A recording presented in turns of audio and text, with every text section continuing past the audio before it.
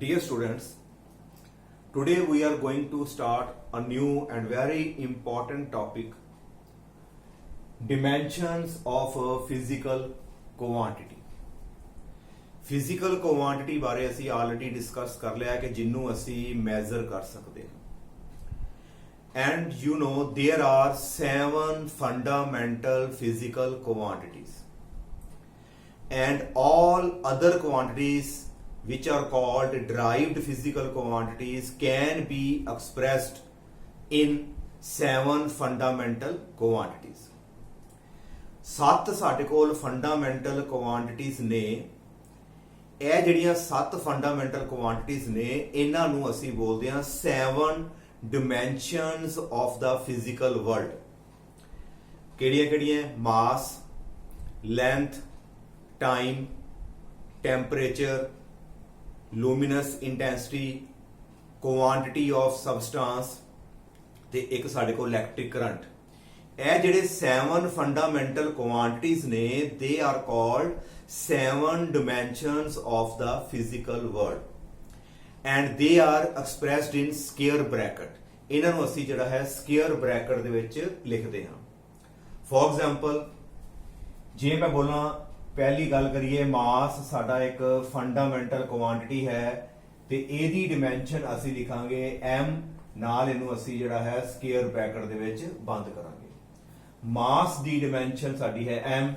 ਜੇ ਅਸੀਂ ਲੈਂਥ ਦੀ ਗੱਲ ਕਰੀਏ ਲੈਂਥ ਵਾਸਤੇ ਸਾਡੇ ਕੋਲ ਜਿਹੜੀ ਹੈ ਡਿਮੈਂਸ਼ਨ ਕੀ ਆਏਗੀ l. ਇਹਨੂੰ ਵੀ ਅਸੀਂ ਸਕੁਅਰ ਬ੍ਰੈਕਟ ਦੇ ਵਿੱਚ ਬੰਦ ਕਰਦੇ ਹਾਂ. For time similarly we can write it as t. Similarly, there are 7 fundamental dimensions of the physical world. Temperature ਨੂੰ ਅਸੀਂ K ਲਿਖ ਕੇ ਉਹਨੂੰ ਸਕੁਅਰ ਬ੍ਰੈਕਟ 'ਚ ਬੰਦ ਕਰਾਂਗੇ. ਜਿਹੜਾ ਕਰੰਟ ਹੈ ਉਹਦੇ ਵਾਸਤੇ ਅਸੀਂ A ਲਿਖਾਂਗੇ ਐਂਪੀਅਰ, ਉਹਨੂੰ ਅਸੀਂ ਜਿਹੜਾ ਹੈ ਸਕੁਅਰ ਬ੍ਰੈਕਟ 'ਚ ਬੰਦ ਕਰ ਦਿੰਦੇ ਆ. ਇਸੇ ਤਰੀਕੇ ਨਾਲ ਲੂਮੀਨਸ ਇੰਟੈਂਸਿਟੀ ਦਾ ਯੂਨਿਟ ਜਿਹੜਾ ਹੁੰਦਾ ਕੈਂਡੇਲਾ, ਉਹਨੂੰ ਅਸੀਂ ਸਕੁਅਰ ਬ੍ਰੈਕਟ 'ਚ ਬੰਦ ਕਰਾਂਗੇ. ਤੇ ਲਾਸਟ ਸਾਡੇ ਕੋਲ ਆਉਂਦਾ ਹੈ mall, quantity of matter. These are 7 fundamental dimensions of the physical world. ਬਾਕੀ ਸਾਰੀਆਂ ਜਿਹੜੀਆਂ derived physical quantities ਨੇ ਉਹਨਾਂ ਦੀ dimension ਅਸੀਂ ਇਸ ਦੇ ਵਿੱਚ ਜਿਹੜਾ ਹਾਂ ਆਪਾਂ ਐਕਸਪ੍ਰੈਸ ਕਰਾਂਗੇ. ਇਹਨਾਂ 7 fundamental ਦੇ ਵਿੱਚ ਜਿਹੜਾ ਅਸੀਂ ਉਹਨੂੰ ਐਕਸਪ੍ਰੈਸ ਕਰਕੇ ਲਿਖਾਂਗੇ. For example, ਮੰਨ ਲਓ ਸਾਡੇ ਕੋਲ ਏਰੀਆ ਹੈ. ਏਰੀਆ ਦਾ ਫਾਰਮੂਲਾ ਸਾਨੂੰ ਪਤਾ ਹੈ ਕਿ ਲੈਂਥ ਨੂੰ ਜਦੋਂ ਅਸੀਂ ਮਲਟੀਪਲਾਈ ਕਰ ਦਿੰਦੇ ਆ ਬ੍ਰੈਡਥ ਦੇ ਨਾਲ ਸਾਡੇ ਕੋਲ ਜਿਹੜਾ ਹੈ ਏਰੀਆ ਆਉਂਦਾ ਹੈ. ਏਰੀਆ ਦੀ ਡਿਮੈਂਸ਼ਨ ਜਿਹੜੀ ਆਏਗੀ ਸਾਡੇ ਕੋਲ L ਮਲਟੀਪਲਾਈ ਬਾय ਬ੍ਰੈਡਥ ਵੀ ਲੈਂਥ ਹੀ ਹੈ ਕਿਸਮ ਦੀ, ਉਹ ਸਾਡੇ ਕੋਲ L and we get L ਨੂੰ L ਨਾਲ ਮਲਟੀਪਲਾਈ ਕਰੋਗੇ ਤੇ ਪਾਵਰਸ ਐਡ ਹੋ ਜਾਣਗੀਆਂ. ਪਾਵਰ 1 ਤੇ 1 we get 2. This is the dimension for area. ਇਹ ਤੁਹਾਡੀ ਡਿਮੈਂਸ਼ਨ ਜਿਹੜੀ ਆਈ ਹੈ ਤੁਹਾਡੀ ਏਰੀਆ ਦੀ ਆਈ. ਤੁਸੀਂ ਇਹ ਚੀਜ਼ ਨੋਟ ਕਰੋ, ਇਹਦੇ ਵਿੱਚ ਮਾਸ ਨਹੀਂ ਆਇਆ ਤੇ ਨਾ ਹੀ ਇਹਦੇ ਵਿੱਚ ਜਿਹੜਾ ਹੈ ਟਾਈਮ ਆਇਆ. ਬੇਸਿਕ ਅਸੀਂ ਜਿਹੜੀਆਂ ਨੇ 3 ਡਿਮੈਂਸ਼ਨਸ ਜਿਹੜੀਆਂ ਨਾਲ ਜ਼ਰੂਰ ਸ਼ੋ ਕਰਾਂਗੇ, ਇੱਕ ਮਾਸ, ਇੱਕ ਲੈਂਥ ਤੇ ਇੱਕ ਟਾਈਮ. ਬਾਕੀ ਜਿਹੜੀਆਂ ਆਹ ਡਿਮੈਂਸ਼ਨਸ ਜਿਹੜੀਆਂ ਲਿਖੀਆਂ ਨੇ ਇਹਨਾਂ ਨੂੰ ਅਸੀਂ ਲੋਡ ਪੈਨ ਤੇ ਹੀ ਲਿਖਣਾ ਹੈ. ਜਦੋਂ ਵੀ ਅਸੀਂ ਕਿਸੇ ਵੀ ਫਿਜ਼ੀਕਲ ਕੁਆਂਟੀਟੀ ਦੀ ਡਿਮੈਂਸ਼ਨ ਲਿਖਣੀ ਹੈ ਤੇ ਉਹਨੂੰ m, l ਤੇ t ਦੇ ਵਿੱਚ ਲਿਖਣੀ ਹੈ. ਮੋਸਟਲੀ ਅਸੀਂ ਲਿਖਾਂਗੇ m, l ਤੇ t. ਹੁਣ ਇਹਦੇ ਵਿੱਚ ਨਾ ਮਾਸ ਆਇਆ ਤੇ ਨਾ ਟਾਈਮ. ਇਹਦਾ ਮਤਲਬ ਜਿਹੜਾ ਏਰੀਆ ਹੈ ਇਹਦੀ ਡਾਇਮੈਂਸ਼ਨ ਜਿਹੜੀ ਬਣੇਗੀ m ਦੇ ਉੱਤੇ 0 ਪਾ ਦਾਂਗੇ ਕਿ ਮਾਸ ਨਹੀਂ ਹੈ ਵਿੱਚ, l ਉੱਪਰ 2 ਆ ਜਾਏਗਾ ਤੇ ਇਹਦੇ ਵਿੱਚ ਟਾਈਮ ਵੀ ਨਹੀਂ ਆਇਆ, ਇਸ ਕਰਕੇ t ਲਿਖ ਕੇ ਇਹਦੇ ਉੱਪਰ ਅਸੀਂ ਲਿਖ ਦਾਂਗੇ 0. This is called dimensional formula. ਇਹ ਜਿਹੜਾ ਹੈ dimensional formula ਹੈ area the. This is a dimensional formula for area. ਇਸ dimension formula ਤੋਂ ਸਾਨੂੰ ਪਤਾ ਲੱਗਾ ਕਿ ਜਿਹੜਾ ਏਰੀਆ ਹੈ ਕਿਸੇ ਵੀ ਚੀਜ਼ ਦਾ ਏਰੀਆ ਉਹ ਮਾਸ ਤੇ ਡਿਪੈਂਡ ਨਹੀਂ ਕਰਦਾ ਕਿਉਂਕਿ ਮਾਸ ਉੱਪਰ 0 ਹੈ. ਕਿਸੇ ਦੀ ਪਾਵਰ 0 ਹੋਵੇ, ਕਿਸੇ ਦੀ ਪਾਵਰ 0 ਹੈ ਇਹਦਾ ਮਤਲਬ 1 ਉਹ ਵਿੱਚ ਨਹੀਂ ਹੈ. ਨਾਓ ਏਰੀਆ ਮਾਸ ਤੇ ਡਿਪੈਂਡ ਨਹੀਂ ਕਰਦਾ ਤੇ ਏਰੀਆ ਜਿਹੜਾ ਹੈ ਸਾਡਾ ਟਾਈਮ ਦੇ ਉੱਪਰ ਵੀ ਡਿਪੈਂਡ ਨਹੀਂ ਕਰਦਾ. सिर्फ ਤੇ सिर्फ ਜਿਹੜਾ ਏਰੀਆ ਹੈ ਲੈਂਥ ਦੀ ਜਿਹੜੀ 2 ਪਾਵਰ ਹੈ ਉਹਦੇ ਉੱਪਰ ਡਿਪੈਂਡ ਕਰਦਾ ਹੈ।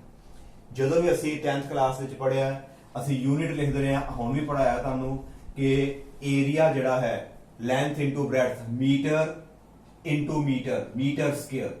सिमिलरली एल स्क्वायर आ रहा है, मीटर मैंने लेंथ ऊपर 2, ना इथे मास लगेगा ना इथे बेटा कोई टाइम है।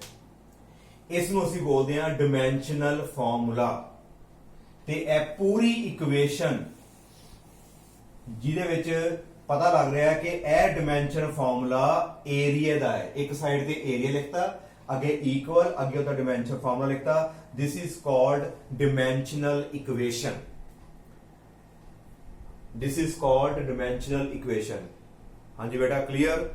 7 फंडामेंटल क्वांटिटीज ते साड़ियां 7 जड़ियां ने डिमेंशनस ने, जिन्हां विचों मास लेंथ टाइम जड़ी है असी तकरीबन किसी दी भी डिमेंशनस लिखनियां ने, किसी दा भी डिमेंशन फॉर्मूला लिखना है, भावें वो मास ते डिपेंड करता है नहीं करता, टाइम ते डिपेंड करता है नहीं करता, लेकिन 3 चीज़ां असी जरूर लिखांगे, मास लेंथ ते टाइम। ਉਹਨਾਂ ਦੇ ਉੱਪਰ ਜਿਹੜੀ ਉਹਨਾਂ ਦੀ ਪਾਵਰਸ ਲਿਖ ਦਾਂਗੇ। ਜੇ ਨਹੀਂ ਡਿਪੈਂਡ ਕਰਦਾ ਤੇ ਉਹਦੇ ਤੇ ਪਾਵਰ 0 ਆਏਗੀ, ਜੇ ਡਿਪੈਂਡ ਕਰਦਾ ਤੇ ਆਟੋਮੈਟਿਕਲੀ ਉਹਦੇ ਉੱਪਰ ਪਾਵਰ 1 ਵੀ ਹੋ ਸਕਦੀ ਹੈ, 2 ਵੀ ਹੋ ਸਕਦੀ ਹੈ, ਉਹ ਪਾਵਰ ਜਿਹੜੀ ਹੈ ਮਾਈਨਸ ਚ ਵੀ ਹੋ ਸਕਦੀ ਹੈ। Now this is called dimensional formula and this is called dimensional equation, ਕਿਉਂਕਿ ਇਹਦੇ ਅੰਦਰ ਵਿੱਚ ਇਕੁਅਲ ਆ ਗਿਆ। ਨਾਓ ਹੁਣ ਅਸੀਂ ਜਿਹੜਾ ਹੈ ਡਿਮੈਂਸ਼ਨ ਜਿਹੜਾ ਫਾਰਮੂਲਾ ਹੋਰ ਜਿਹੜੀਆਂ ਸਾਡੀ ਫਿਜ਼ੀਕਲ ਕੁਆਂਟੀਟੀਜ਼ ਨੇ ਉਹ ਕਿਸ ਤਰ੍ਹਾਂ ਅਸੀਂ ਡਿਮੈਂਸ਼ਨ ਫਾਰਮੂਲਾ ਨਿਕਾਲਾਂਗੇ, ਆਓ ਇਹਦੇ ਬਾਰੇ ਅਸੀਂ ਡਿਟੇਲ ਚ ਪੜ੍ਹਦੇ ਹਾਂ। Now suppose we have volume, ਸਾਡੇ ਕੋਲ ਵੋਲਿਊਮ ਹੈ, ਇਹਦਾ ਡਿਮੈਂਸ਼ਨ ਫਾਰਮੂਲਾ ਲਿਖਣਾ ਹੈ। ਵੋਲਿਊਮ ਦਾ formula length multiply by breadth multiply by height. Now this is length, length ਵਾਸਤੇ L ਆ ਗਿਆ। Now this one similarly breadth वास्ते साडे कोल आ गया लेंथ ही है, सिमिलरली हाइट भी साडे कोल लेंथ ही है, एंड 3 वारी लेंथ नूं मल्टीप्लाई करांगे तो साडे कोल आ जाएगा L3 L क्यूब। ਇਹਦੇ ਵਿੱਚ मास नहीं है, ਅਸੀਂ लिखांगे m0। लेंथ ऊपर साडे कोल आ गया 3, टाइम भी नहीं है तो साडे कोल आ गया 0। This is a dimensional formula for volume. Volume is given by m0 L cube T0। ਕੀ ਤੁਸੀਂ ਦੱਸ ਸਕਦੇ ਹੋ ਕਿ ਵੋਲਿਊਮ ਜਿਹੜਾ ਹੈ ਟਾਈਮ ਤੇ ਡਿਪੈਂਡ ਕਰਦਾ ਹੈ? ਨਹੀਂ ਕਰਦਾ, ਕਿਉਂਕਿ ਟਾਈਮ ਦੇ ਉੱਤੇ 0 ਹੈ। ਵੋਲਿਊਮ ਦਾ ਕੋਈ ਬੱਚਾ ਮੈਨੂੰ ਯੂਨਿਟ ਦੱਸੇ। ਸਾਨੂੰ ਪਤਾ ਹੈ ਕਿ ਵੋਲਿਊਮ ਜਿਹੜਾ ਹੈ ਮੀਟਰ ਕਿਊਬ ਚ ਲੈਂਦੇ ਆ, length into breadth into height, metre cube. ਇੱਥੇ ਵੀ ਸੇਮ ਹੀ ਆ ਰਿਹਾ, ਲੈਂਥ ਕਿਊਬ ਦਾ ਮਤਲਬ ਜੇ ਐਸਆਈ ਇਹਦਾ ਯੂਨਿਟ ਭਰ ਦੋਗੇ ਤੇ ਮੀਟਰ ਕਿਊਬ ਹੀ ਬਣ ਜਾਏਗਾ। ਜੋ ਉਹਦੇ ਯੂਨਿਟ ਨੇ ਉਥੋਂ ਵੀ ਅਸੀਂ ਸਿੱਧੀ ਇਹਦੀ ਡਿਮੈਂਸ਼ਨ ਜਿਹੜੀ ਹੈ ਉਹ ਨਿਕਾਲ ਸਕਦੇ ਹਾਂ। ਨਾਓ ਡੈਂਸਿਟੀ, ਡੈਂਸਿਟੀ ਦਾ ਫਾਰਮੂਲਾ ਜਿਹੜਾ ਹੈ it is mass divided ਬਾय volume. Mass divided ਬਾय volume means ਪਰ ਯੂਨਿਟ ਵੋਲਿਊਮ ਦੇ ਵਿੱਚ ਇੱਕ ਸਾਡੇ ਕੋਲ 1 ਯੂਨਿਟ ਵੋਲਿਊਮ ਹੈ, ਛੋਟਾ ਜਿਹਾ ਵੋਲਿਊਮ, ਉਹਦੇ ਵਿੱਚ ਕਿੰਨਾ ਮਾਸ ਪ੍ਰੈਜ਼ੈਂਟ ਹੈ, that become its density। for example ਸਾਡੇ ਕੋਲ ਇੱਕ ਮੰਨ ਲਓ ਇੱਕ ਚੌਕ ਦਾ ਡੱਬਾ ਹੈ, ਇਸ ਚੌਕ ਦੇ ਡੱਬੇ ਨੂੰ ਅਸੀਂ ਜਿਹੜਾ ਜਿੰਨਾ ਉਹਦਾ ਵੋਲਿਊਮ ਹੈ, ਇਸ ਚੌਕ ਦੇ ਡੱਬੇ ਦਾ ਵੋਲਿਊਮ ਹੈ ਕਿਉਂਕਿ ਅੰਦਰ ਚੌਕ ਅਸੀਂ ਪਾ ਸਕਦੇ ਹਾਂ। ਇਸ ਚੌਕ ਦੇ ਡੱਬੇ ਦੇ ਵੋਲਿਊਮ ਨੂੰ ਅਸੀਂ ਮੰਨ ਲਿਆ ਕਿ 1 ਯੂਨਿਟ ਵੋਲਿਊਮ ਹੈ। ਇਹਦੇ ਵਿੱਚ ਅਸੀਂ ਜਿਹੜਾ ਹੈ ਮੰਨ ਲਓ ਕਾਟਨ ਹੈ ਵਿੱਚ ਪਾਤੀ, ਜਿਉਂ-ਜਿਉਂ ਕਾਟਨ ਪਾਈ ਜਾਓਗੇ ਵਿੱਚ ਜਿਹੜਾ ਹੈ ਮਾਸ ਵਧਦਾ ਜਾਏਗਾ ਤੇ ਵੋਲਿਊਮ ਤੇ ਓਨਾ ਹੀ ਹੈ। 1 ਯੂਨਿਟ ਵੋਲਿਊਮ ਚ ਕਿੰਨਾ ਮਾਸ ਤੁਸੀਂ ਕੰਟੇਨ ਕਰਤਾ ਉਹ ਉਹਦੀ ਡੈਂਸਿਟੀ ਹੋਏਗੀ। ਪਹਿਲਾਂ ਅਸੀਂ ਕਾਟਨ ਪਾਈ ਉਦੋਂ ਡੈਂਸਿਟੀ, ਜਦੋਂ ਕਾਟਨ ਨੂੰ ਦਬਾਈ ਜਾਓਗੇ ਤੇ ਉਸ ਤੋਂ ਬਾਅਦ ਕਾਟਨ ਹੋਰ ਐਡ ਕਰੀ ਜਾਓਗੇ ਤੇ ਉਹਦੀ ਜਿਹੜੀ ਹੈ ਡੈਂਸਿਟੀ ਉਹ ਲਾਗੇ ਲਾਗੇ ਆਏਗੀ, ਦਬ ਜਾਏਗੀ, ਡੈਂਸਿਟੀ ਵਧਦੀ ਜਾਏਗੀ। ਨਾਓ ਦਿਸ ਇਜ਼ ਦਾ ਮਾਸ ਪਰ ਯੂਨਿਟ ਵੋਲਿਊਮ। ਨਾਓ ਮਾਸ ਵਾਸਤੇ ਸਾਡੇ ਕੋਲ m ਡਿਵਾਈਡਡ ਬਾय, ਇੱਥੇ ਸਕੁਅਰ ਬ੍ਰੈਕਟ ਪਾ ਲਓ, ਤੇ ਵੋਲਿਊਮ ਦੀ ਡਿਮੈਂਸ਼ਨ ਤੁਸੀਂ ਹੁਣੇ ਪੜ੍ਹੀ, ਸਾਡੇ ਕੋਲ ਆ ਗਿਆ L cube. Volume the ਡਿਮੈਂਸ਼ਨ L cube equal to ਸਾਡੇ ਕੋਲ ਮਾਸ ਤੇ ਆਇਆ m1 ਲਿਖਾਂਗੇ, L क्यूब ਨੂੰ ਉੱਪਰ ਲੈ ਜਾਓ ਉੱਪਰ ਜਾ ਕੇ ਸਾਡੇ ਕੋਲ ਆ ਗਿਆ -3। ਇਹਦੇ ਵਿੱਚ ਕਿਤੇ ਵੀ ਟਾਈਮ ਇਨਕਲੂਡਡ ਨਹੀਂ ਹੈ, ਇਸ ਕਰਕੇ ਅਸੀਂ ਟਾਈਮ ਦੇ ਨਾਲ ਅਸੀਂ ਲਿਖ ਦਾਂਗੇ 0। This is the dimension of density, dimension formula for density। Mass the single power ਤੇ ਡਿਪੈਂਡ ਕਰਦਾ ਹੈ। L ਦੇ ਉੱਪਰ ਆ ਗਿਆ -3, ਜਿਹਦੀ ਉੱਤੇ ਪਾਵਰ ਮਾਈਨਸ ਆਏਗੀ, ਇਹਦਾ ਮਤਲਬ ਹੈ ਕਿ ਉਹ ਇਨਵਰਸਲੀ ਪ੍ਰਪੋਰਸ਼ਨਲ ਹੈ। -3 ਦਾ ਮਤਲਬ ਹੈ ਉਹ ਨੀਚੇ। ਡੈਂਸਿਟੀ ਜਿਹੜੀ ਹੈ ਵੋਲਿਊਮ ਦੇ ਇਨਵਰਸਲੀ ਹੈ। ਜਿੰਨਾ ਵੋਲਿਊਮ ਘੱਟ ਹੋਏਗਾ ਉਨੀ ਹੀ ਡੈਂਸਿਟੀ ਸਾਡੀ ਜਿਹੜੀ ਹੈ ਜ਼ਿਆਦਾ ਹੋਏਗੀ, ਜੇਕਰ ਸਾਡਾ ਮਾਸ ਜਿਹੜਾ ਹੈ ਉਹ ਫਿਕਸ ਹੋਵੇ। ਨਾਓ similarly we can write the dimension of velocity। velocity ਹੋਵੇ ਜਾਂ ਸਪੀਡ ਹੋਵੇ, ਉਹਦੀ ਡਿਮੈਂਸ਼ਨ, velocity ਦਾ ਫਾਰਮੂਲਾ ਸਾਡੇ ਕੋਲ displacement divided by time। now what is the dimension of displacement? displacement ਜਿਹੜੀ ਹੈ ਉਹ ਚੇਂਜ ਇਨ ਪੋਜੀਸ਼ਨ ਹੁੰਦੀ ਹੈ। ਇੱਕ ਜਗ੍ਹਾ ਤੋਂ ਅਸੀਂ ਦੂਜੀ ਜਗ੍ਹਾ ਤੇ ਚਲੇ ਜਾਈਏ, ਅਸੀਂ ਬੋਲਦੇ ਹਾਂ ਸਾਡੀ ਡਿਸਪਲੇਸਮੈਂਟ ਹੋ। when a body go from A to B, ਪਹਿਲਾਂ A ਤੇ ਸੀ, B ਤੇ ਚਲੀ ਗਈ, and this is called the displacement। ਇਹ distance ਵੀ ਹੈ, ਇਹ displacement ਵੀ ਕਹਿੰਦੇ ਆ। ਇਹਨੂੰ ਅਸੀਂ ਡਿਟੇਲ ਦੇ ਵਿੱਚ ਜਿਹੜਾ ਹੈ ਉਹ ਅੱਗੇ ਨੈਕਸਟ ਚੈਪਟਰ 'ਚ ਪੜਾਂਗੇ। now displacement ਕੀ ਹੈ? distance ਹੀ ਹੈ, length ਹੀ ਹੈ। ਇੱਥੇ ਸਾਡੇ ਕੋਲ ਆ ਗਿਆ L, ਡਿਸਪਲੇਸਮੈਂਟ ਵਾਸਤੇ L ਆ ਗਿਆ, ਤੇ ਥੱਲੇ ਬੇਟਾ ਟਾਈਮ ਹੈ, ਟਾਈਮ ਵਾਸਤੇ ਸਾਡੇ ਕੋਲ ਕੈਪੀਟਲ T। ਇਹਦੇ ਵਿੱਚ ਕਿਤੇ ਮਾਸ ਇਨਕਲੂਡਡ ਨਹੀਂ ਹੈ। ਸਾਡੇ ਕੋਲ m ਉੱਪਰ ਕਿੰਨਾ ਆ ਗਿਆ 0, ਲੈਂਥ ਉੱਪਰ 1 ਕਿਉਂਕਿ ਲੈਂਥ ਹੈ, ਤੇ ਟਾਈਮ ਜਿਹੜਾ ਨੀਚੇ ਹੈ ਇਹਨੂੰ ਅਸੀਂ ਉੱਪਰ ਲੈ ਜਾਵਾਂਗੇ ਤੇ t ਦੇ ਉੱਪਰ ਜਾ ਕੇ ਸਾਡੇ ਕੋਲ ਪਾਵਰ ਬਣ ਜਾਏਗੀ -1। This is the dimensional formula for velocity। ਇਹਨੂੰ ਬੋਲਣਾ ਕਿਸ ਤਰ੍ਹਾਂ ਹੈ? m0 L1 t -1। ਜੇ ਕਿਸੇ ਸਟੂਡੈਂਟ ਨੂੰ velocity ਦਾ ਯੂਨਿਟ ਪਤਾ ਹੈ ਤੇ ਧਿਆਨ ਨਾਲ ਦੇਖੋ, ਮੀਟਰ ਪਰ ਸੈਕਿੰਡ ਲਿਖਦੇ ਹਾਂ। ਇਹ ਆਮ ਸਭ ਨੂੰ ਪਤਾ, 9th ਕਲਾਸ 'ਚ ਪੜਿਆ, ਹੁਣੇ ਤੁਹਾਨੂੰ ਪਿੱਛੇ ਦੱਸਿਆ ਵੀ ਹੈ ਕਿ ਮੀਟਰ ਪਰ ਸੈਕਿੰਡ। ਦੇਖੋ ਧਿਆਨ ਨਾਲ, ਮੀਟਰ ਮੀਨਸ ਲੈਂਥ, ਆ ਲੈਂਥ ਆ ਗਈ। ਸੈਕਿੰਡ ਮੀਨਸ ਟਾਈਮ ਆ ਗਿਆ। ਉੱਤੇ ਪਾਵਰ -1 ਹੈ, ਸਾਡੀ ਵੀ ਪਾਵਰ -1 ਹੈ। ਅਸੀਂ ਡਿਮੈਂਸ਼ਨ ਜਿਹੜੀ ਹੈ ਉਹ ਯੂਨਿਟ ਤੋਂ ਵੀ ਸਿੱਧੀ ਲਿਖ ਸਕਦੇ ਹਾਂ ਜੇ ਸਾਨੂੰ ਉਹਦਾ ਜਿਹੜਾ ਹੈ ਯੂਨਿਟ ਪਤਾ ਹੈ। This is the dimension formula for velocity। velocity mass ਉੱਪਰ ਡਿਪੈਂਡ ਨਹੀਂ ਕਰਦੀ। Now if I write acceleration, acceleration ਦਾ ਮਤਲਬ ਕੱਲ ਵੀ ਅਸੀਂ ਡਿਸਕਸ ਕੀਤਾ ਸੀ, change in velocity divided by time taken। Acceleration ਦਾ ਮਤਲਬ ਹੁੰਦਾ ਹੈ ਕਿ ਸਾਡੀ velocity ਵਿੱਚ ਟਾਈਮ ਦੇ ਅਕੋਰਡਿੰਗ ਕਿੰਨੀ ਚੇਂਜ ਆ ਰਹੀ ਹੈ। ਜਦੋਂ ਅਸੀਂ ਸਪੀਡ ਵਧਾ ਲਈਏ ਜਾਂ ਘਟਾ ਲਈਏ ਉਦੋਂ ਐਕਸਲਰੇਸ਼ਨ ਪੈਦਾ ਹੁੰਦੀ ਹੈ। ਜਦੋਂ ਦੇਖਿਆ ਸੜਕ ਖਾਲੀ ਹੈ, ਅਸੀਂ ਆਪਣਾ ਜਿਹੜਾ ਮੋਟਰਸਾਈਕਲ ਜਿਹੜਾ ਹੈ ਸਕੂਟਰ ਤੇਜ਼ ਕਰ ਲੈਂਦੇ ਹਾਂ, ਤੇ ਜਦੋਂ ਦੇਖਿਆ ਰਸ਼ ਆ ਗਿਆ ਜਾਂ ਕੋਈ ਰਸਤੇ 'ਚ ਸੜਕ ਖਰਾਬ ਹੈ, ਅਸੀਂ ਬ੍ਰੇਕ ਮਾਰਦੇ ਹਾਂ, ਉਸ ਟਾਈਮ ਸਾਡੀ ਸਪੀਡ ਘਟ ਜਾਂਦੀ। ਜਦੋਂ ਚੇਂਜ ਆਉਂਦੀ ਹੈ ਨਾ velocity ਦੇ ਵਿੱਚ, ਉਹਨੂੰ ਅਸੀਂ ਜਿਹੜਾ ਹੈ ਐਕਸਲਰੇਸ਼ਨ ਬੋਲਦੇ ਹਾਂ। Acceleration the formula change in velocity divided by time। ਤੇ ਇਹਦਾ ਜਿਹੜਾ ਹੈ ਡਿਮੈਂਸ਼ਨ ਫਾਰਮੂਲਾ ਜੇ ਬਣਾਉਣਾ ਹੋਏ ਤੇ ਸਾਡੇ ਕੋਲ ਡਿਮੈਂਸ਼ਨ ਕੀ ਬਣੇਗੀ? Change in velocity। velocity ਦੀ ਡਿਮੈਂਸ਼ਨ ਜਿਹੜੀ ਹੈ ਆਪਾਂ ਪਹਿਲਾਂ ਯਾਦ ਰੱਖਾਂਗੇ, m0 L1 t -1। velocity ਦੀ ਡਿਮੈਂਸ਼ਨ ਆ ਗਈ, ਡਿਵਾਈਡਡ ਬਾਏ ਸਾਡੇ ਕੋਲ ਇੱਕ ਟਾਈਮ ਹੋਰ ਆ ਗਿਆ ਥੱਲੇ, ਇਹ ਥੱਲੇ ਟਾਈਮ ਦੀ ਡਿਮੈਂਸ਼ਨ ਵਰਤੀ। ਕੁਝ ਡਿਮੈਂਸ਼ਨਸ ਜਿਹੜੀਆਂ ਨੇ ਤੁਹਾਨੂੰ ਜਿਹੜਾ ਹੈ ਜ਼ੁਬਾਨੀ ਯਾਦ ਕਰਨੀਆਂ ਪੈਣੀਆਂ ਨੇ। ਜਦੋਂ ਬਾਰ-ਬਾਰ ਤੁਸੀਂ ਕਰੋਗੇ ਤੇ ਆਪਣੇ ਆਪ ਹੀ ਜਿਹੜੀਆਂ ਡਿਮੈਂਸ਼ਨ ਜਿਹੜੀਆਂ ਤੁਹਾਨੂੰ ਇਹ ਯਾਦ ਹੋ ਜਾਂਦੀਆਂ। what is the dimension of velocity? m0 L1 t -1। ਤੇ ਜੇ ਅਸੀਂ ਐਕਸਲਰੇਸ਼ਨ ਦੀ ਨਿਕਾਲਣੀ ਹੈ, ਉੱਤੇ velocity ਥੱਲੇ ਟਾਈਮ, ਤੇ ਕੀ ਆਏਗਾ ਸਾਡੇ ਕੋਲ?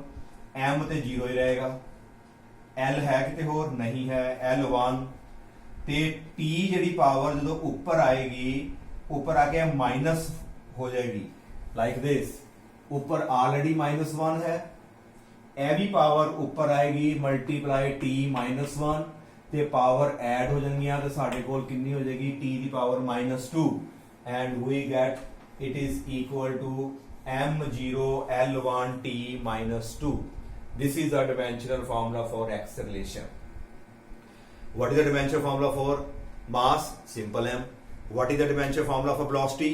m0 L1 t minus 1. What is the dimension formula for acceleration? m0 L1 t minus 2 meter per second square. Acceleration is measured in SI unit की होता है meter per second square. Now this is the dimension formula.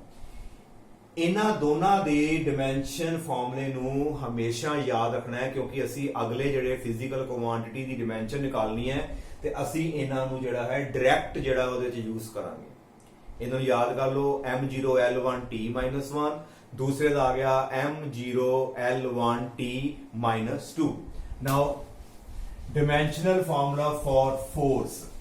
ਹੁਣ ਅਸੀਂ ਜਿਹੜਾ ਹੈ dimensional formula ਜਿਹੜਾ ਹੈ force ਦਾ ਨਿਕਾਲਾਂਗੇ। ਇੱਕ ਸਾਈਡ ਤੇ ਅਸੀਂ ਫੋਰਸ ਲਿਖ ਦਿੰਨੇ ਆ, ਇਕੁਅਲ ਪਾ ਦਿੰਨੇ ਆ, ਅੱਗੇ ਇਕੁਏਸ਼ਨ ਤਿਆਰ ਕਰਾਂਗੇ। ਨਾਓ ਫੋਰਸ ਦਾ ਜਿਹੜਾ ਫਾਰਮੂਲਾ ਹੈ ਮਾਸ ਇਨਟੂ ਐਕਸਲਰੇਸ਼ਨ, ਜਿਹੜਾ ਤੁਸੀਂ ਇਹ ਫਾਰਮੂਲਾ ਆਲਰੇਡੀ ਪੜਿਆ ਹੈ, F ma। ਕੱਲ ਲਾਸਟ ਲੈਕਚਰ ਵਿੱਚ ਵੀ ਮੈਂ ਇਨਰਸ਼ੀਅਲ ਮਾਸ ਜਿਹੜਾ ਕਰਵਾਇਆ ਉਹਦੇ ਵਿੱਚ ਅਸੀਂ ਇਹਨੂੰ ਡਿਸਕਸ ਕੀਤਾ ਸੀ। ਨਾਓ ਵਾਟ ਇਜ਼ ਮਾਸ? ਮਾਸ ਦੀ ਡਿਮੈਂਸ਼ਨ ਸਾਡੇ ਕੋਲ m ਆ ਗਈ multiply what is a acceleration. A ਦੀ ਡਿਮੈਂਸ਼ਨ ਹੁਣੇ ਲਿਖੀ ਸੀ ਅਸੀਂ m ਤੇ 0 L1 t minus 2 and we get m ਉੱਤੇ ਪਾਵਰ ਕਿੰਨੀ ਹੈ 1, ਇੱਥੇ ਤੇ m ਹੈ ਹੀ ਨਹੀਂ, ਪਾਵਰ ਪਲੱਸ ਕਰੋ ਉੱਪਰ 1 ਨਹੀਂ ਆ ਜਾਏਗੀ। now m1 L1 t minus 2 m1 L1 t minus 2 this is a dimensional formula for force। Force ਦੇ ਵਿੱਚ ਜਸਟ ਮਾਸ ਇਨਕਲੂਡਡ ਹੋ ਜਾਂਦਾ ਹੈ ਤੇ ਐਕਸਲਰੇਸ਼ਨ ਦੇ ਨਾਲ ਲੱਗ ਜਾਏਗੀ ਆ ਐਕਸਲਰੇਸ਼ਨ, ਇਹ ਵਿੱਚ ਮਾਸ ਆ ਗਿਆ। This is the dimension formula for force. It is very very important for other physical quantity. ਕੋਈ ਵੀ ਫਿਜ਼ੀਕਲ ਕੁਆਂਟੀਟੀ ਹੈ ਅੱਗੇ ਵਰਕ, ਉਹਦੇ ਵਿੱਚ ਫਾਰਮੂਲਾ ਹੁੰਦਾ ਫੋਰਸ ਇਨਟੂ ਡਿਸਪਲੇਸਮੈਂਟ। ਜੇ ਅਸੀਂ ਇੰਪਲਸ ਦੀ ਗੱਲ ਕਰਦੇ ਹਾਂ ਦਾ ਫੋਰਸ ਜਿਹੜੀ ਹੈ ਮਲਟੀਪਲਾਈ ਆਪਾਂ ਟਾਈਮ ਕਰ ਦਿੰਦੇ ਆ। ਜਿੱਥੇ ਵੀ ਅਸੀਂ ਅੱਗੇ ਜਿਹੜੀਆਂ ਫਿਜ਼ੀਕਲ ਕੁਆਂਟੀਟੀਜ਼ ਨਿਕਾਲਣੀਆਂ ਹੈ ਹਰ ਵਿੱਚ ਜਿਹੜਾ ਹੈ ਫੋਰਸ ਜਿਹੜੀ ਹੈ ਵਰਤੀ ਜਾਂਦੀ ਹੈ। ਪ੍ਰੈਸ਼ਰ, ਫੋਰਸ ਓਵਰ ਏਰੀਆ, ਹਰ ਜਗ੍ਹਾ ਤੇ ਤਕਰੀਬਨ ਇਹਦੀ ਯੂਜ਼ ਆਉਂਦਾ। ਇਸ ਕਰਕੇ ਇਹਨੂੰ ਯਾਦ ਰੱਖਣਾ ਹੈ। What is the dimension formula for force? It is m1 L1 t minus 2। ਇਸ ਤਰ੍ਹਾਂ ਜਿੰਨਾ ਦੀ ਮਰਜ਼ੀ ਤੁਸੀਂ ਡਿਮੈਂਸ਼ਨਸ ਜਿਹੜੀਆਂ ਨਿਕਾਲ ਸਕਦੇ ਹੋ। Now next one is if we want to calculate the dimension of force, work ਦੀ ਨਿਕਾਲਣੀ ਹੈ। work ਦਾ ਫਾਰਮੂਲਾ ਸਾਡੇ ਕੋਲ ਹੁੰਦਾ ਹੈ force multiply by displacement। now force the dimension ਸਾਡੇ ਕੋਲ ਕਿਹੜੀ ਆ ਗਈ m1 L1 t minus 2। ਇਹ dimension ਸਾਡੀ ਜਿਹੜੀ ਹੈ force the multiply by displacement ਵਾਸਤੇ ਸਾਡੇ ਕੋਲ ਆ ਜਾਏਗਾ L and we get m1 L ਵਾਲੀ ਟਰਮਸ ਇਕੱਠੀਆਂ ਕਰ ਲਓ। ਇਹਦੇ ਉੱਪਰ ਵੀ ਇਹ 1 ਹੈ, ਸਾਡੇ ਕੋਲ ਕਿੰਨਾ ਆ ਗਿਆ L2, ਅੱਗੇ ਆ ਗਿਆ ਸਾਡੇ ਕੋਲ t minus 2। this is the dimensional formula for work।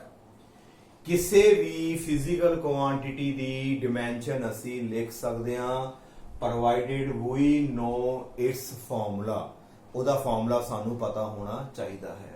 ਜੇ ਇਹ ਫਾਰਮੂਲਾ ਸਾਨੂੰ ਆਂਦਾ ਹੈ ਉਸ ਡਿਮੈਂਸ਼ਨ ਜਿਹੜਾ ਜਿਹਦੀ ਨਿਕਾਲਣੀ ਹੈ ਤੇ ਅਸੀਂ ਉਸ ਦੀ ਡਿਮੈਂਸ਼ਨ ਬੜੀ ਈਜ਼ੀਲੀ ਜਿਹੜੀ ਹੈ ਆਪਾਂ ਲਿਖ ਸਕਦੇ ਹਾਂ। ਇਸ ਕਰਕੇ ਮੇਰੀ ਰਿਕੁਐਸਟ ਹੈ ਤੁਹਾਨੂੰ ਕਿ ਜਦੋਂ ਵੀ, ਕਿਉਂਕਿ ਪੇਪਰ ਵਿੱਚ ਇਹ ਕੁਐਸਚਨ ਤੇ ਆਣਾ ਹੀ ਆਣਾ ਹੈ, ਇਸ ਕਰਕੇ ਸਭ ਨਾਲ ਪਹਿਲਾਂ ਇਹਨਾਂ ਦੇ ਜਿਹੜੇ ਫਾਰਮੂਲੇਜ਼ ਨੇ ਜਿਹੜੇ ਆ ਉਹਨਾਂ ਨੂੰ ਯਾਦ ਕਰੋ।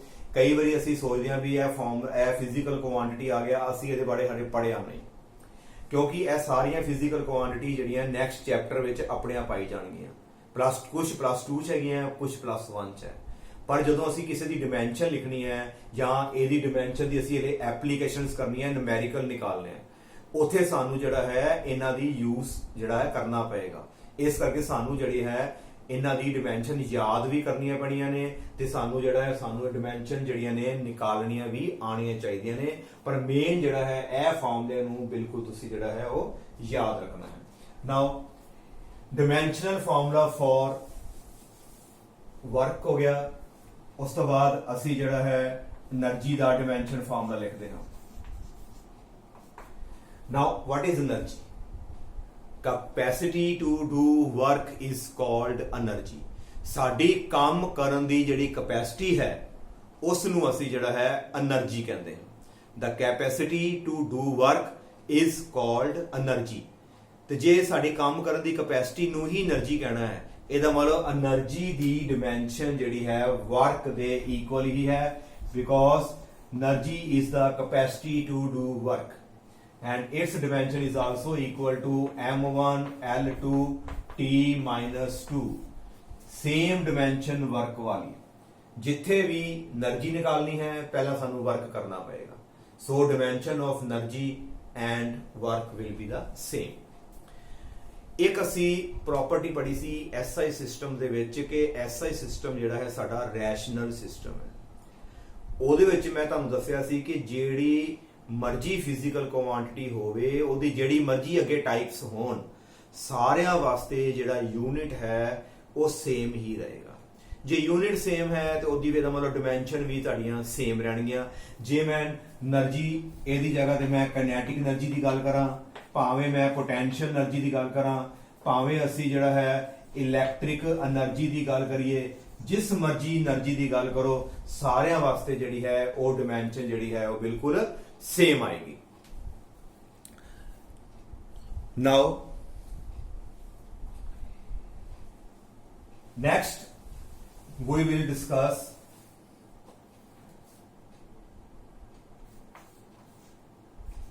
power। पावर दी डिमेंशन, पावर ਜਿਹੜੀ ਹੈ ਇਹਦੀ डेफिनेशन ਕੀ है? The rate of doing work, how fast we do the work। एक तो एनर्जी है, कैपेसिटी टू डू वर्क, साडी काम करन दी किन्नी कैपेसिटी है वो साडी एनर्जी होगी। वो कोई काम नू असी पूरा करना है, मान लो साडे कोल इट्टां आ, वो इट्टां नू असी ऊपर पहुंचाना, असी एक काम जिहड़ा असाइन करता मजदूर नू कहता भी आ इट्टां जिहड़ियां तूं ऊपर पहुंचानी है, ਤੇ ਉਹ ਭਾਵੇਂ ਉਹ 4 ਘੰਟੇ ਕਰੇ ਭਾਵੇਂ 6 ਘੰਟੇ ਚ ਕਰੇ, ਉਹਨੂੰ ਵਰਕ ਓਨਾ ਹੀ ਕਰਨਾ ਪਏਗਾ। That is the energy. ਉਹ ਟੋਟਲ ਵਰਕ ਉਹਨੇ ਕਰਨਾ ਹੈ ਭਾਵੇਂ ਜਿੰਨਾ ਮਰਜ਼ੀ ਟਾਈਮ ਲਵੇ, ਉਹ ਤੁਹਾਡੀ એનર્ਜੀ ਹੋ। ਬਟ ਹਾਊ ਫਾਸਟ ਜਿਹੜਾ ਹੀ can do the work is it's power. ਉਹ ਕਿੰਨਾ ਕੰਮ ਕਰਦਾ ਹੈ, how fast, the rate of doing work, it is called power. ਉਹਦੀ ਕੰਮ ਕਰਨ ਦੀ ਜਿਹੜੀ ਹੈ ਸਪੀਡ, ਉਹਨੂੰ ਅਸੀਂ ਪਾਵਰ ਬੋਲਦੇ ਹਾਂ। ਇੱਕ ਮਜ਼ਦੂਰ ਜਿਹੜਾ ਹੈ 1 ਘੰਟੇ ਵਿੱਚ ਜਿਹੜੀਆਂ 100 ਇੱਟਾਂ ਉੱਪਰ ਲੈ ਕੇ ਜਾਂਦਾ ਹੈ, ਦੂਸਰਾ 1 ਘੰਟੇ ਦੇ ਵਿੱਚ 150 ਇੱਟਾਂ ਪਹੁੰਚਾ ਰਿਹਾ। ਇਹਦਾ ਮਤਲਬ ਉਹਦੀ ਪਾਵਰ ਜਿਹੜੀ ਹੈ, ਜਿਹੜਾ 150 ਇੱਟਾਂ ਲੈ ਕੇ ਜਾ ਰਿਹਾ, ਉਹਦੀ ਪਾਵਰ ਜਿਹੜੀ ਹੈ ਉਹ ਜ਼ਿਆਦਾ ਹੈ।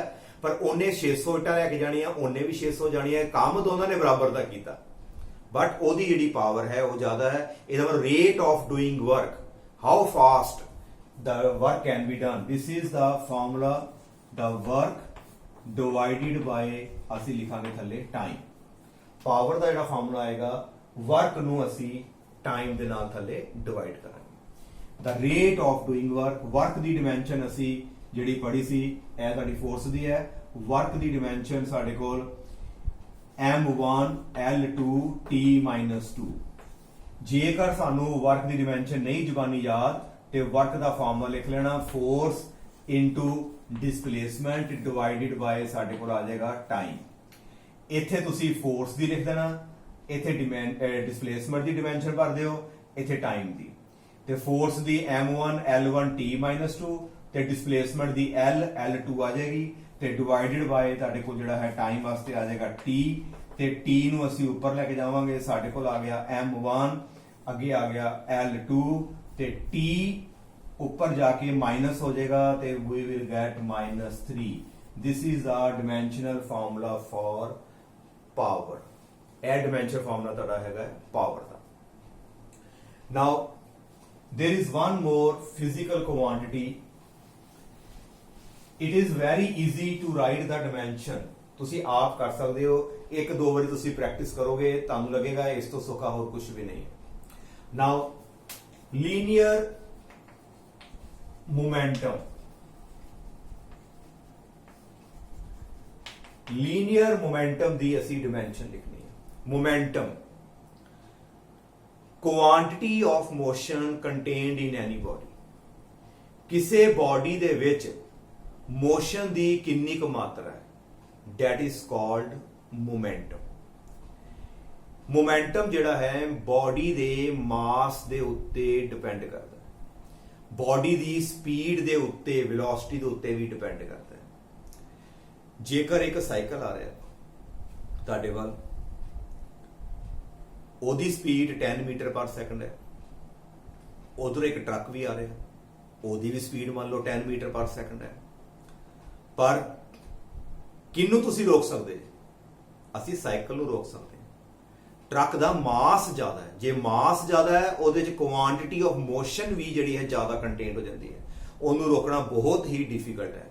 जिन्नी बॉडी हैवी होंदी है, पहली गल तो उन्होंने मोशन च लियाना औखा, ते जे एक बार वो मोशन च आ जाती है तो उन्होंने बाद चों रोकना बहुत औखा होंदा है, क्योंकि हैवी बॉडी का मास ज्यादा है।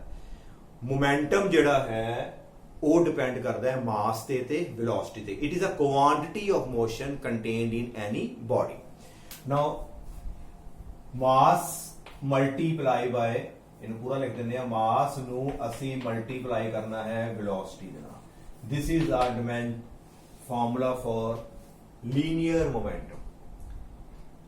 इन्हें भुलेखा नहीं खाना, एक मास इंटू एक्सलरेशन भी आया सी, वो हैगी force F equal to ma, यह हैगा momentum. It is mass into velocity. Mass वास्ते साडी डिमेंशन m1 आ जाएगी, ते वेलोसिटी दी डिमेंशन तुसीं सोचो, velocity displacement over time, displacement over time मीनस साडे कोल L T -1 मीटर पर सैकेंड। यह तुसीं याद भी करनी है, ते बाद चो मैं तुहाडे कोल जिहड़ा है पुछ भी सकदा।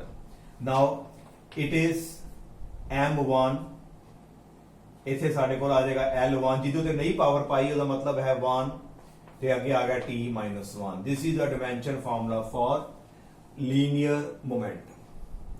यह डिमेंशन फॉर्मूला है, तो इत्थे लीनियर मोमेंटम लिखोगे तो साडी डिमेंशनल इक्वेशन बन जाएगी। नाउ की लीनियर मोमेंटम मास पे डिपेंड करता है? हाँ जी करता है। केड़ी पावर? 1। डायरेक्टली है कि इनवर्सली है? डायरेक्टली है, क्योंकि पावर पॉजिटिव है। कि मोमेंटम वेलोसिटी पे डिपेंड करता है? यस, वेलोसिटी के ऊपर भी डिपेंड करता है। नाउ इस तो बाद साडे को नेक्स्ट एक टर्म आएगी impulse. Now what is impulse? Impulse का जिहड़ा फॉर्मूला है force multiply by time. Force नू ते टाइम नू असी जिहड़ा है मल्टीप्लाई करांगे, साडी इंपल्स आएगी। इंपल्स दा मतलब जदों किसी बॉडी उपर शॉर्ट टाइम वास्ते फोर्स लगती है, जदों किसी भी बॉडी उपर असी फोर्स लगाने हैं फॉर ए शॉर्ट टाइम, तो की होंदा है? बॉडी दी जिहड़ी मोमेंटम है ओहदे विच जिहड़ी है चेंज आती है। मान लो एक बॉल है, ग्राउंड उत्ते पई है, रेस्ट विच पई है, तो जे बॉल जिहड़ी है रेस्ट विच है, मोमेंटम का जिहड़ा फॉर्मूला असी हुणे पढ़िया, P का मतलब मोमेंटम, मोमेंटम का फॉर्मूला होंदा है मास नू वेलोसिटी नाल मल्टीप्लाई कर दो। हुणे असी उसकी डिमेंशन लिखी। जदों बॉडी साडी रेस्ट विच पई है ग्राउंड उपर, इहदा मतलब ओहदी वेलोसिटी कितनी है? 0। तो जे वेलोसिटी 0 है, इत्थे असी 0 भरांगे, तो ओहदा मोमेंटम कितना आया साडे कोल? 0 मोमेंटम है। जेड़ी बॉडी रेस्ट विच होंदी है ओहदा मोमेंटम जिहड़ा है 0, क्योंकि मोमेंटम मास ते वेलोसिटी ते डिपेंड करता। जे वेलोसिटी नहीं है तो मोमेंटम नहीं है। पर जदों असी उस बॉल नू बैट दे नाल असी स्ट्राइक कीता, एकदम मारिया, या हॉकी दे नाल उहनूं मारदे आ, ते बॉल उपर एक फोर्स लगदी है फॉर ए शॉर्ट टाइम। एकदम जदों असी उहनूं स्ट्राइक कीता, जेड़ी फोर्स बॉल उपर लगी that is called impulsive force. उस फोर्स नू असी बोलते हैं इंपल्सिव फोर्स, पर इत्थे टर्म इंपल्स है। उसनू असी बोलते हैं इंपल्सिव फोर्स, जिहड़ी शॉर्ट टाइम वास्ते बॉडी उपर एक्ट करती है। जदों उस फोर्स लगी बॉल दे उपर, ते होया कि बॉल जिहड़ी है तुहाडी मोशन च आ गई। पहला मोमेंटम कितना सी? 0। पर जदों उत्ते फोर्स लगी, जिहड़ी बॉल तुहाडी जिहड़ी है मोशन च आ गई, ਇਹਦਾ मतलब है ओने मोमेंटम जिहड़ा है गेन कीता। ਜਦੋਂ ਵੈਲੋਸਿਟੀ ਆ ਗਈ ਇਹਦਾ ਮੋਮੈਂਟਮ ਗੇਨ ਕੀਤਾ। ਉਹ ਜਿਹੜਾ ਚੇਂਜ ਇਨ ਮੋਮੈਂਟਮ ਹੈ, ਪਹਿਲਾਂ 0 ਹੈ ਹੁਣ ਨਵਾਂ ਮੋਮੈਂਟਮ ਆ ਗਿਆ, ਡੈਟ ਮੈਜ਼ਰਡ ਦਾ ਇੰਪਲਸ, ਉਹ ਸਾਨੂੰ ਜਿਹੜਾ ਹੈ ਇੰਪਲਸ ਬਾਰੇ ਦੱਸਦਾ ਹੈ ਕਿ ਕਿੰਨਾ ਇੰਪਲਸ ਲੱਗੀ। It is force which act on a body for a short time and it is also given by change in momentum। ਜਿਹੜੀ impulse ਹੈ change in momentum ਦੇ equal ਹੈ। now can you write the dimension of force?